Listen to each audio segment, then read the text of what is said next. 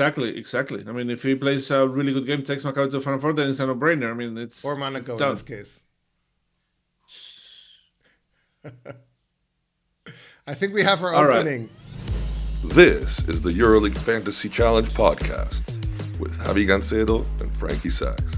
Welcome back to the EuroLeague Fantasy Challenge Podcast. This is episode 34, Javi. Did you ever think we'd get 34 episodes in? Hey, hello, Frankie. Hello, everybody. Not really. No, I mean, once we started the podcast, we knew it was going to be for the whole season, we hope to do hundreds of them. We'll see. I guess that we haven't talked about it, but I mean, they'll keep us for another season at least, right? I hope we don't get canceled.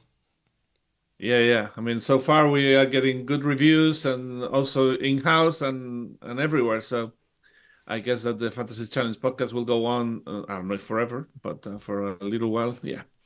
Well, Game 5, it's still playoffs time. It is Can you still believe it? playoff time. It's unbelievable. I did not think this year we'd see 3 series go the distance. Yeah, I mean, all the predictions I did, I only guessed Madrid. All the others had 3-1 or 1-3. Right now, that means that all the 3 predictions that I made are wrong. Maybe I'll guess the winner, but not exact number of games in each series. But game size are fun. I mean, if you think about it, there are only 7 games to finish the season, and 6 of them are do or die. Absolutely. All of them, but the third place game is a kind of do or die game also, but it's not as decisive as the others, you know. There's a reason they call it playoff basketball, and we're about to see the best of it. Yeah. It's going to be dramatic. It's going to be amazing. It's going to be thrilling for every single fan out there. So don't miss it. It's going to be great. And this time the playoff games are spaced in a way that you can see them all. So go to EuroLeague TV, watch them all. It's going to be fun. Absolutely. We have to thank the basketball gods and the schedulers. So at least, even from the fantasy point of view, it's great to have the Maccabi Panathinaikos game on Tuesday and the other games on Wednesday. So both as a fan, so you can see more games. For fantasy, it's huge to have that turn 2 to correct your mistakes. And looking forward to it. It should be a great week. Yeah. Okay, let's go game by game, shall we? We should start chronologically by Panathinaikos Maccabi. Okay, looks like there's one thing that everybody talks about, that we had 18 game 5s in the history of the EuroLeague, and all 18 games were won by the home team. No road wins. The only do or die playoff road win ever was Baskonia in a best of 3 series against Panathinaikos in Oaxaca. You probably remember Baskonia players running to the locker rooms after the win, after Albertis missed a shot. And it was, I think, an iconic image. But we'll see. Are we going to break the curse? Do you predict that, anybody can, any of the road teams can actually win on the road and make it to the Final Four? Absolutely. Look, if we're being honest, all 3 road teams could win. I'm not predicting all 3, Yeah. but we've seen it because they have in this series. All of them have won a game in a row. We know that they can. All of the road teams have some veteran players. I think that the pressure is not going to be what stops them. Although, on the flip side, we've just seen in Game 4, with opportunities to win, Fenerbahce go cold in the fourth quarter down the end, Maccabi go cold in the fourth quarter down the end, and lose games at home. So all of that, it is real. The pressure, the stress, the Game 5 jitters, all of that is real. But could a road team win? Absolutely. Will a road team win? I expect one will win. We'll see. I see out of the 3, I think Panathinaikos is the heavy favorite to win. Maybe I'll be wrong, and I'll be proved wrong soon. But I think Panathinaikos is going to be the biggest winner of Game 5, and that's why I build my team around Panathinaikos in fantasy. I put Ataman as head coach, and I signed Slukas, Kendrick Nunn, and Matthias Tesor, who all played well in Game 3 and 4. Slukas didn't play a good Game 3, but he was outstanding in Games 2 and 4. And then with the little money I had for the final player, I decided to put Papa Petru just in case, but it's not a player I'm counting on to be my starting lineup at the end of the round. But yeah, I'm going with Nunn, Slukas, Lesort, and Ataman, all in with Panathinaikos in round 5, in Game 5 of the playoffs. So when I look at the 3 series, and all the road teams. I think the one team that has the least to lose is Maccabi. I think Olympiacos is probably kicking itself for not having the home court advantage, having not won the series already. They came into the season think they were a Final Four team. The same goes for Monaco, which for long stretches of the season was in second place even. And if they don't win at home, that they'll be they can't accept it. Same thing, Fenerbahce, right? It's rough start once Sharos got there. They were running, they're red hot. They see themselves as the Final Four team, and Barcelona, it goes without saying, since Rubio came, I've been thinking that they're an absolute championship contender. This one series is the one where there might have been questions. Panathinaikos is a new project. Now, Ataman is not accepting any excuses. He says there's a Final Four team. He said after game one, if they're not in the Final Four, he probably won't be there next year. So all those teams will feel like it's a failure not to make it to the Final Four. Maccabi is a little bit different. I think coming into the season, they felt they were a Final Four team. Now they go into Game 5, minus Wade Baldwin. They didn't really play any games at home this year. They feel like the world's been against them the way things have happened. So they have the least pressure. So if there's a team that I'm going to pick to win on the road, it's the team with the least pressure. They've shown that they can play without Baldwin, although I would not have expected. If you asked me after Game 1, I would have said it's over. No Baldwin, no Maccabi. They've won without Baldwin. In fact, the only two games that they won, no, that's not. They won Game 1 after he got hurt. They won Game 3 without him at all. So I'm building my team. Yeah. Sorry? No, that's a cool fact about Maccabi. It's a very, very stupid one, but I'm going to say it anyway. If Maccabi makes it to the Final Four, they're going to play 43 EuroLeague games, which is a new record, and only one at home. That's unbelievable. 43 EuroLeague games. It never happened because they play the play-in. They're going to go to Game 5 in the playoffs, so they're going to play the maximum number of games that they can play. If they had lost the play-in, they could have played one more. But yes, yeah, exactly. Pretty close true. to it. So I'm building my team around that game. Also because it's the turn one game, and I think it's the smart way to go. And in general, you will see as I haven't finalized my roster. I'm still playing with it in my head, but generally, I'm thinking this is Game 5. I'm not looking at it as a fantasy expert. I'm looking as a Hollywood producer. Who are the stars that could step up and have a movie made about them? And that's what I'm thinking. I've not had Slukas all series. Slukas is on my team. Game 5, Slukas has got to be there. For centers, I'm sticking with Josh Nebo and Lesor because I think those are the two best centers, and they've been pretty. Lesor's been outstanding all series. Nebo's been a little bit up and down, but for Game 5, have them both, and then you're guaranteed to have one good center that you can roll with. Lorenzo Brown, he's the other Hollywood player for this one. No Baldwin, it's all on him.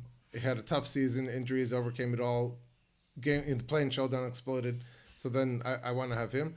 And then the other two guys, I can't believe having six from this game, but I think that the lack of Baldwin creates the opportunity, and because of that, I'm going to have Tamir Blatt and Antonius Cleveland, because someone's got to make up for all the production that Baldwin has, and I just think it makes sense. I wouldn't advise always to go 6 in on one game. On the other hand, there's only 3 games, so you've got to play a little bit, and that's how I'm going. But I think that Maccabi has a chance to win, the best chance of the road teams, and I don't expect that I will have 4 people on my final roster come Wednesday night. Some of them probably won't play well, and they'll be removed for the guys on the bench. But 4 Maccabi players, 2 Panathinaikos players. That's my starting lineup for Tuesday, at least as of now.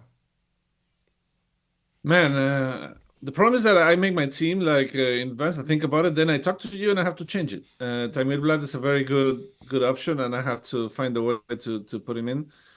The only way that I can go is to buy a cheaper forward other than Hayes Davis, who I have already, and then put Blatt and put somebody else. But I'll see what I do. Anyway, second game, we have to talk about Maccabi against Fenerbahce. Monaco against Fenerbahce. This is a very tough call. Sorry, Monaco against Fenerbahce. This is a very tough call. This is I don't know. We are all expecting a huge game from Mike James because he hasn't played a super game in the whole series, and it has to happen. And if he wants to be the MVP, and he wants to, I think he's going to be the MVP anyway, or he's going to be right there to win. But if this you is want the to game be the that MVP, can win him the MVP, absolutely. Exactly. If he plays a really good game, takes Maccabi to the Final Four, then it's a no-brainer. It's or Monaco it's done. in this case. I think we have our All right. opening. Yeah. We have our opening. Monaco. So yeah, but it's not just gonna be all about James. I mean, they have Jordan Lloyd, who is really good at do or die games. I don't know if John Brown is going to play. If not, then I think that's why I'm keeping Hayes Davis. I think that if John Brown plays, I'm gonna sell him. But if not, he has a huge advantage there. The other player I have is Georgios Papagiannis. He's been playing really well. He had a double-double in Game 4.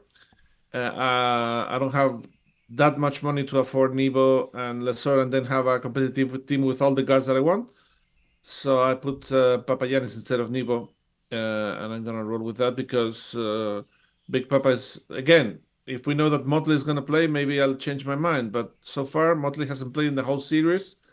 I don't think we don't know if it's gonna be available for Game 5. But if he isn't, Papagiannis got ahead of Stanley in the rotation, and he'll play all the big minutes at the 5 position, where I think Monaco's weaker. So. It's not just if these guys will play, whether you're talking about John Brown or Motley. It's will we know it by Tuesday evening when we have to lock the rosters, and if they're game time decisions, do you want to risk that, especially with turn 2 guys where there's no going back? So, and I'm afraid we may not have concrete information at that point. I think the teams are going to really want to wait till the last second before committing, understandably. So that makes it risky.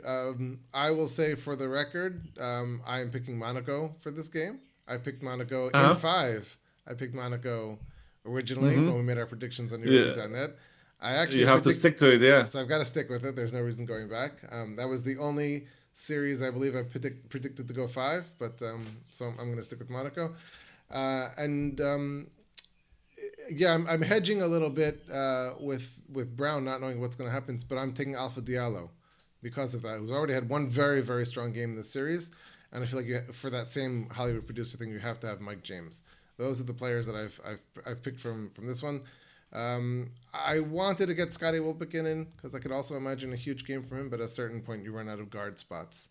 And if I feel like I have to have Slukas and I have to have Brown and I have to have Mike James, and I'm really think there's a lot of value in Tamir Blatt at his price, then I could not squeeze in Scotty. If something happens, then I could find a way to afford him, but I'm not confident enough that I want to change everything. So he is the player that I'd love to have from Fenerbahce, who I don't have.